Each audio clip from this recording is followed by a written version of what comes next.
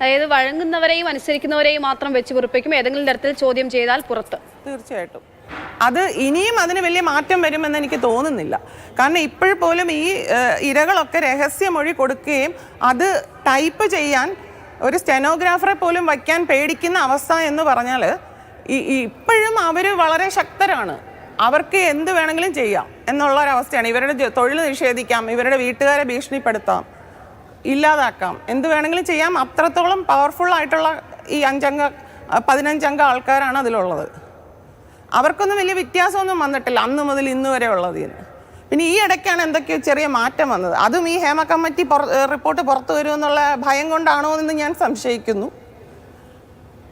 ഈ 4 വർഷം പൂഴ്ത്തിവെച്ചതിന് ശേഷമാണ് ഈ ഹേമ കമ്മിറ്റി റിപ്പോർട്ട് പുറത്തു വരുന്നത്. റിപ്പോർട്ട് പുറത്തു വന്നിട്ടുണ്ട്. ഇനി സർക്കാരിലുള്ള പ്രതീക്ഷ എന്താണ് സിനിമയുമായി ബന്ധപ്പെട്ട ഈ വിഷയങ്ങളിലൊക്കെ? സർക്കാർ എന്തുകൊണ്ടാണ് ഇത് 4 വർഷം ഇങ്ങനെ പൂഴ്ത്തി വെച്ചു എന്ന് പറയുന്നതിൽ എന്തുകൊണ്ടാണെന്നുള്ളത് മനസ്സിലാവുന്നില്ല. ഒരു സൊസൈറ്റിക്ക് അല്ലെങ്കിൽ ഒരു പൗരന് ഈക്വാളിറ്റി ബിഫോർ ലോ എന്നുള്ള അവസ്ഥയിലിരിക്കെ എന്തുകൊണ്ടാണ് അതിലെ ഇരകൾക്കൊരു നീതി കിട്ടാത്തത്? എന്തുകൊണ്ടാണ് വേട്ടക്കാരുടെ പേര് ഇപ്പോഴും മറച്ചു വെക്കുന്നത്? അങ്ങനെയാണെങ്കിൽ ഗോവിന്ദച്ചാമിയുടെ പേര് എന്തിനാണ് ഇവർ പുറത്തു പറഞ്ഞത്? അപ്പം നമ്മുടെ സ്റ്റേറ്റ് ഇതിന് ഉത്തരം പറയാൻ ബാധ്യസ്ഥരാണ്. ഈ ഇരകളെ നീതി ലഭിക്കാനും വേട്ടക്കാർക്ക് ശിക്ഷ മേടിച്ചു കൊടുക്കാനും ബാധ്യസ്ഥമാണ്. അത് പ്രതീക്ഷിക്കുന്നുണ്ടാവും. അതായത് പലരും പറയുന്ന ഈ റിപ്പോർട്ട് പുറത്തു വന്നു ഇതിൽ പേരും മന്ത്രി തന്നെ പറയാൻ പരാതിയൊന്നും കിട്ടിയിട്ടില്ല, പരാതി കിട്ടാത്തതുകൊണ്ട് നടപടി എടുക്കാനാകില്ല എന്നൊക്കെ അദ്ദേഹം പറയുന്നുണ്ട്. അപ്പോൾ എന്തെങ്കിലും അങ്ങനെയുള്ള പ്രതീക്ഷ ഉണ്ടാകുന്നുണ്ടോ, മാറ്റം ഉണ്ടാകുമെന്ന്?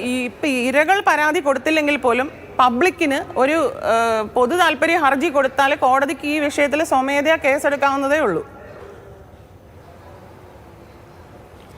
ഒരു കാര്യം കൂടി ചോദിച്ചിട്ട്, അതായത് ഇപ്പോൾ പല കാര്യങ്ങളും തുറന്നു പറയാൻ ബുദ്ധിമുട്ടുണ്ട്, ഹേമ കമ്മിറ്റിനെ റിപ്പോർട്ടിൽ അത് പറയാത്തതുകൊണ്ട് പറയാൻ ബുദ്ധിമുട്ടുണ്ടെന്ന് പറയുന്നു. അതിനപ്പുറത്തേക്ക് അച്ഛനൊപ്പം നിന്ന ആളുകളെ ഓർക്കുന്നുണ്ടോ ആ സമയത്ത്?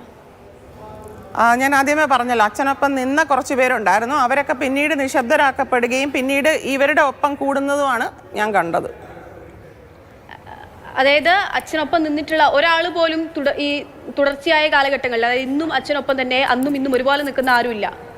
ഉണ്ട്. അവർ കുറച്ച് പേര് അച്ഛനെ രഹസ്യമായിട്ട് വിളിക്കും, എന്നിട്ട് പറയും ചേട്ടാ ഞങ്ങൾക്ക് ചേട്ടൻ്റെ കൂടെ നിൽക്കാനാണ് താല്പര്യം, ചേട്ടൻ പറഞ്ഞ കാര്യങ്ങളെല്ലാം സത്യമാണ്, പക്ഷെ ഞങ്ങൾ വാ തുറന്നൊരക്ഷരം മിണ്ടിയാൽ നമ്മൾ പുറത്താണ്, നാളെ തൊട്ട് നമ്മൾ സിനിമയില്ല, നമ്മുടെ കുടുംബം പട്ടിണിയാവും, അതുകൊണ്ടാണ് ഞങ്ങൾ മിണ്ടാതിരിക്കുന്നത്. ഏകദേശം ആ സമയത്ത് ഒരു 300ഓളം അംഗങ്ങളുള്ള ഒരു സംഘടനയാണ്. ഈ 300 പേരെ നിശബ്ദരാക്കി ഇവർ, 300 പേരെയും. പക്ഷെ അച്ഛന് ഫോൺ കോൾസ് വരും ഇതുപോലെ പറഞ്ഞുകൊണ്ട്. ഈ പറഞ്ഞ പ്രധാനപ്പെട്ട ഒരു നടി ആർട്ടിസ്റ്റുകളൊക്കെ തന്നെയാണോ അങ്ങനെ വിളിച്ച് അച്ഛനോട് വിളിച്ചിട്ട് രഹസ്യമായി കൂടെ നിൽക്കാൻ പറ്റുമോ, പരസ്യ പിന്തുണ പ്രഖ്യാപിക്കാൻ പറ്റില്ല എന്നുള്ള നിസ്സഹായാവസ്ഥ പറയുന്നവര്? അതെ, ഒരു വളരെ പ്രശസ്തയായ അമ്മയായിട്ട് അഭിനയിക്കുന്ന ഒരു നടി അച്ഛനെ വിളിച്ചിട്ട് പറഞ്ഞു, ചേട്ടാ എനിക്ക് ചേട്ടൻ്റെ അടുത്ത് വളരെയധികം സ്നേഹവും ഈ പറഞ്ഞ കാര്യങ്ങളെല്ലാം സത്യമാണ്, പക്ഷേ എനിക്ക് എൻ്റെ ഒരു അന്നത്തെ നിലനിൽപ്പ് അത് വളരെ പ്രധാനമാണ്, നിലനിൽപ്പ് അങ്ങനെയാണ്, അതുകൊണ്ടാണ് ഞാൻ എതിർത്തൊന്നും പറയാത്തത്, എന്നോട് വിഷമമൊന്നും തോന്നരുത് എന്ന് പറഞ്ഞത് എനിക്കറിയാം. അവരിപ്പോൾ ജീവിച്ചിരിപ്പുണ്ടോ? ഉണ്ട്.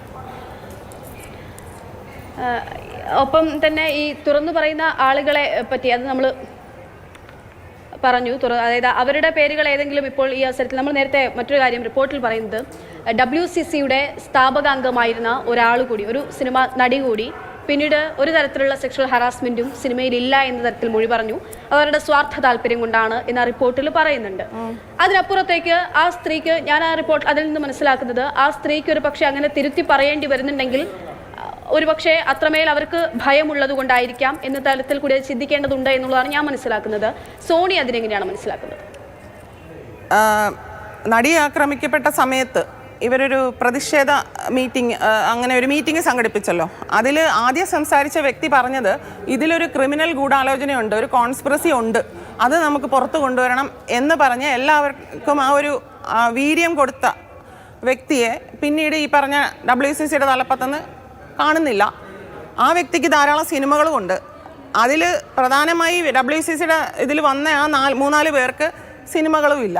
അപ്പം അതിൽ നിന്ന് നമുക്ക് വ്യക്തമാണല്ലോ ഈ അജണ്ട എന്താണ്, ഈ 15 അംഗ കമ്മിറ്റിയുടെ പവർ എന്താണെന്ന് അതിൽ നിന്ന് വ്യക്തമല്ലേ, ആരാണ് അവരെ കൺട്രോൾ ചെയ്യുന്നത് വ്യക്തമല്ലേ.